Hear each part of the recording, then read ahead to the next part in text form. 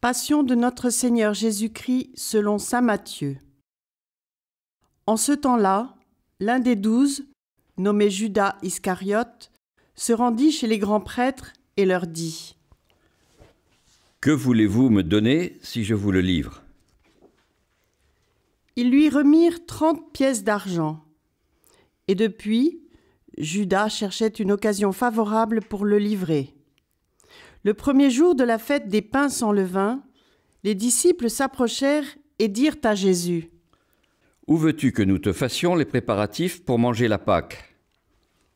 Il leur dit : « Allez à la ville chez un tel, et dites-lui : le Maître te fait dire : mon temps est proche. C'est chez toi que je veux célébrer la Pâque avec mes disciples. » Les disciples firent ce que Jésus leur avait prescrit, et ils préparèrent la Pâque. Le soir venu, Jésus se trouvait à table avec les 12. Pendant le repas, il déclara : « Amen, je vous le dis, l'un de vous va me livrer. » Profondément attristés, ils se mirent à lui demander chacun à son tour : « Serait-ce moi, Seigneur ?» Prenant la parole, il dit : « Celui qui s'est servi au plat en même temps que moi, celui-là va me livrer. Le Fils de l'homme s'en va comme il est écrit à son sujet. Mais malheureux celui par qui le Fils de l'homme est livré. Il vaudrait mieux pour lui qu'il ne soit pas né, cet homme-là. » Judas, celui qui le livrait, prit la parole. « Rabbi, serait-ce moi ?» Jésus lui répond : « C'est toi-même qui l'as dit. » Pendant le repas, Jésus, ayant pris du pain et prononcé la bénédiction, le rompit et le donnant aux disciples, il dit : « Prenez, mangez, ceci est mon corps. » Puis, ayant pris une coupe et ayant rendu grâce, il la leur donna en disant : « Buvez-en tous, car ceci est mon sang, le sang de l'Alliance, versé pour la multitude en rémission des péchés. Je vous le dis, désormais je ne boirai plus de ce fruit de la vigne, jusqu'au jour où je le boirai, nouveau, avec vous dans le royaume de mon Père. » Après avoir chanté les psaumes, ils partirent pour le mont des Oliviers. Alors Jésus leur dit : « Cette nuit, je serai pour vous tous une occasion de chute. Car il est écrit : je frapperai le berger, et les brebis du troupeau seront dispersées. Mais une fois ressuscité, je vous précéderai en Galilée. » Prenant la parole, Pierre lui dit : « Si tous viennent à tomber à cause de toi, moi, je ne tomberai jamais. » Jésus lui répondit : « Amen, je te le dis, cette nuit même, avant que le coq chante, tu m'auras renié 3 fois. » Pierre lui dit : « Même si je dois mourir avec toi, je ne te renierai pas. » Et tous les disciples dirent de même. Alors Jésus parvient avec eux à un domaine appelé Gethsémani et leur dit : « Asseyez-vous ici, pendant que je vais là-bas pour prier. » Il emmena Pierre, ainsi que Jacques et Jean, les 2 fils de Zébédée, et il commença à ressentir tristesse et angoisse.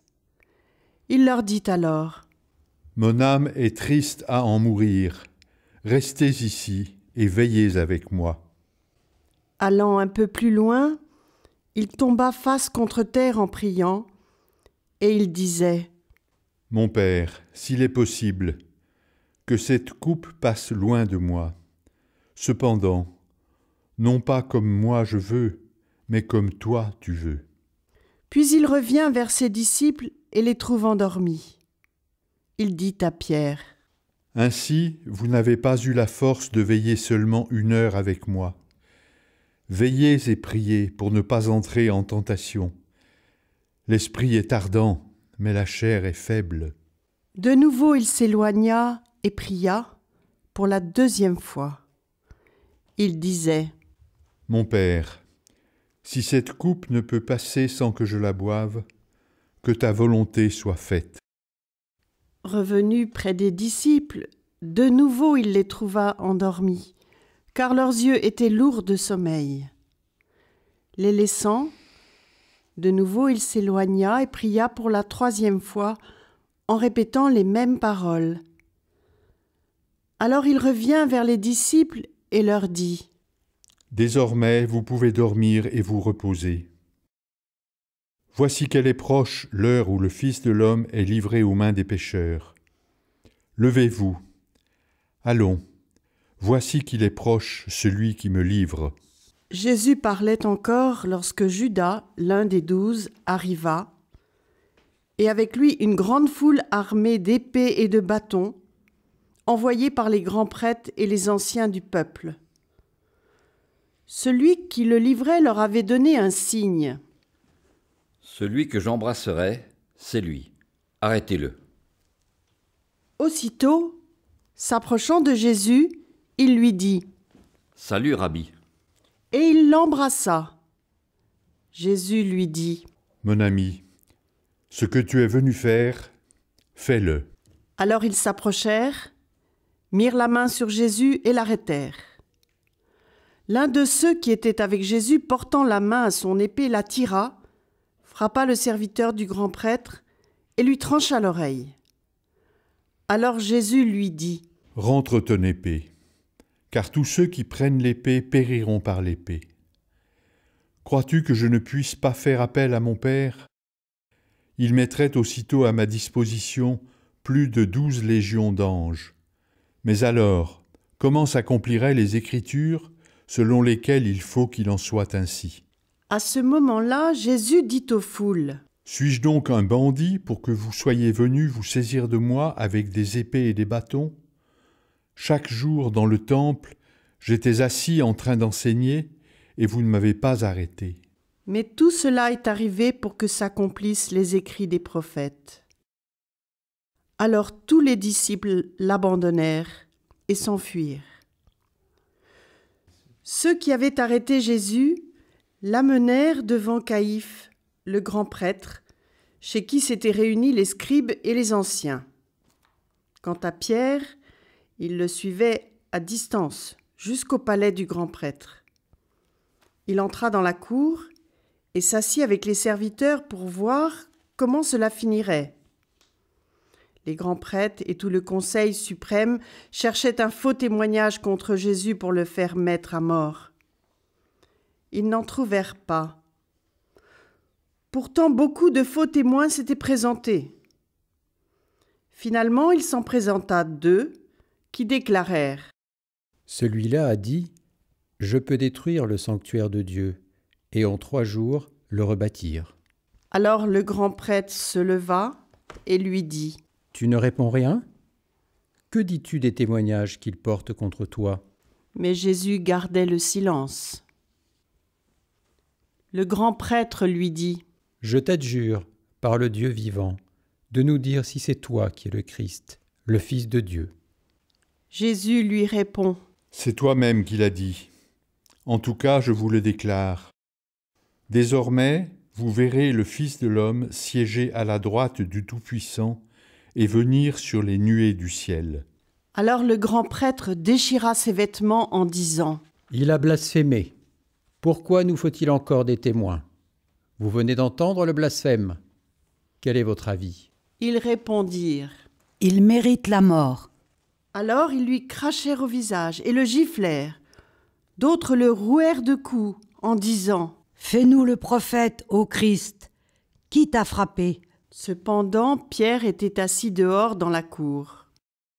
Une jeune servante s'approcha de lui et lui dit : « Toi aussi, tu étais avec Jésus, le Galiléen. » Mais il le nia devant tout le monde et dit : « Je ne sais pas de quoi tu parles. » Une autre servante le vit sortir en direction du portail et elle dit à ceux qui étaient là : « Celui-ci était avec Jésus, le Nazaréen. » De nouveau, Pierre le nia en faisant ce serment.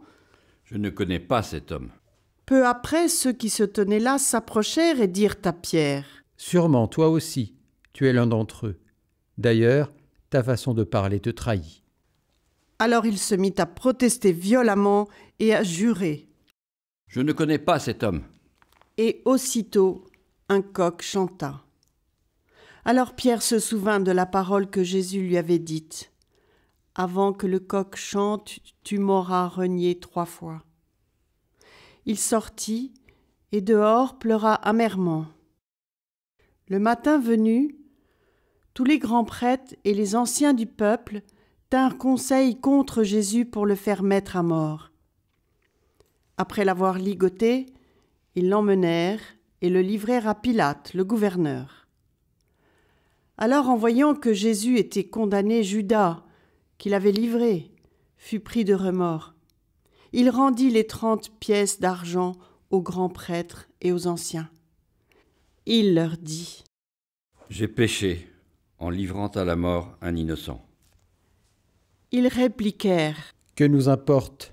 Cela te regarde. » Jetant alors les pièces d'argent dans le temple, il se retira et alla se pendre.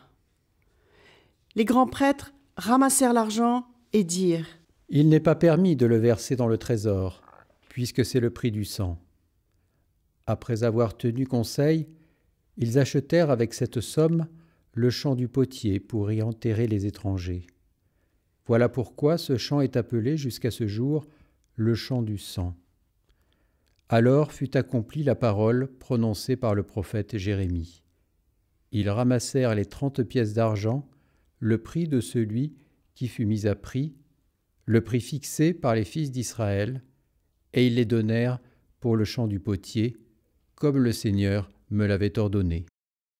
On fit comparaître Jésus devant Pilate, le gouverneur, qui l'interrogea. « Es-tu le roi des Juifs ?» Jésus déclara : « C'est toi-même qui le dis. » Mais tandis que les grands prêtres et les anciens l'accusaient, il ne répondit rien. Alors Pilate lui dit : « Tu n'entends pas tous les témoignages portés contre toi ? » Mais Jésus ne lui répondit plus un mot, si bien que le gouverneur fut très étonné. Or, à chaque fête, celui-ci avait coutume de relâcher un prisonnier, celui que la foule demandait. Il y avait alors un prisonnier bien connu, nommé Barabbas. Les foules s'étant donc rassemblées, Pilate leur dit : « Qui voulez-vous que je vous relâche ? Barabbas ou Jésus, appelé le Christ ?» Il savait en effet que c'était par jalousie qu'on avait livré Jésus. Tandis qu'il siégeait au tribunal, sa femme lui fit dire : « Ne te mêle pas de l'affaire de ce juste, car aujourd'hui j'ai beaucoup souffert en songe à cause de lui. » Les grands prêtres et les anciens poussèrent les foules à réclamer Barabbas et à faire périr Jésus. Le gouverneur reprit : « Lequel des deux voulez-vous que je vous relâche ? » Ils répondirent : « Barabbas. » Pilate leur dit : « Que ferai-je donc de Jésus, appelé le Christ ?» Ils répondirent tous : « Qu'il soit crucifié. » Pilate demanda : « Quel mal a-t-il donc fait ?» Ils criaient encore plus fort : « Qu'il soit crucifié. » Pilate, voyant que ses efforts ne servaient à rien, sinon à augmenter le tumulte, prit de l'eau et se lava les mains devant la foule en disant : « Je suis innocent du sang de cet homme. Cela vous regarde. » Tout le peuple répondit : « Son sang, qu'il soit sur nous et sur nos enfants. » Alors il leur relâcha Barabbas. Quant à Jésus, il le fit flageller et il le livra pour qu'il soit crucifié. Alors les soldats du gouverneur emmenèrent Jésus dans la salle du prétoire et rassemblèrent autour de lui toute la garde. Ils lui enlevèrent ses vêtements et le couvrirent d'un manteau rouge. Puis, avec des épines, ils tressèrent une couronne et la posèrent sur sa tête. Ils lui mirent un roseau dans la main droite. Et pour se moquer de lui, ils s'agenouillaient devant lui en disant : « Salut, roi des Juifs !» Et après avoir craché sur lui, ils prirent le roseau et ils le frappaient à la tête. Quand ils se furent bien moqués de lui, ils lui enlevèrent le manteau, lui remirent ses vêtements et l'emmenèrent pour le crucifier. En sortant, Ils trouvèrent un nommé Simon, originaire de Cyrène, et ils le réquisitionnèrent pour porter la croix de Jésus. Arrivés en un lieu dit Golgotha, c'est-à-dire lieu du crâne ou calvaire, ils donnèrent à boire à Jésus du vin mêlé de fiel. Il en goûta, mais ne voulut pas boire. Après l'avoir crucifié, ils se partagèrent ses vêtements en tirant au sort. Et il restait là, assis, à le garder. Au-dessus de sa tête, ils placèrent une inscription indiquant le motif de sa condamnation. Celui-ci est Jésus, le roi des Juifs. Alors on crucifia avec lui 2 bandits, l'un à droite et l'autre à gauche. Les passants l'injuriaient en hochant la tête. Ils disaient « Toi qui détruis le sanctuaire et le rebâtis en 3 jours, sauve-toi toi-même si tu es fils de Dieu et descends de la croix. » De même, les grands prêtres se moquaient de lui avec les scribes et les anciens, en disant « Il en a sauvé d'autres, et il ne peut pas se sauver lui-même. Il est roi d'Israël. Qu'il descende maintenant de la croix, et nous croirons en lui. Il a mis sa confiance en Dieu. Que Dieu le délivre maintenant s'il l'aime, car il a dit « Je suis fils de Dieu ». Les bandits crucifiés avec lui l'insultaient de la même manière. À partir de la 6e heure, c'est-à-dire midi, l'obscurité se fit sur toute la terre jusqu'à la 9e heure. Vers la 9e heure, Jésus cria d'une voix forte « Élie, Élie, lema sabachthani » ce qui veut dire « Mon Dieu, pourquoi m'as-tu abandonné ?» L'ayant entendu, quelques-uns de ceux qui étaient là disaient « Le voilà qui appelle le prophète Élie. » Aussitôt l'un d'eux courut prendre une éponge qu'il trempa dans une boisson vinaigrée. Il la mit au bout d'un roseau et lui donnait à boire. Les autres disaient « Attends, nous verrons bien si Élie vient le sauver. » Mais Jésus, poussant de nouveau un grand cri, rendit l'esprit.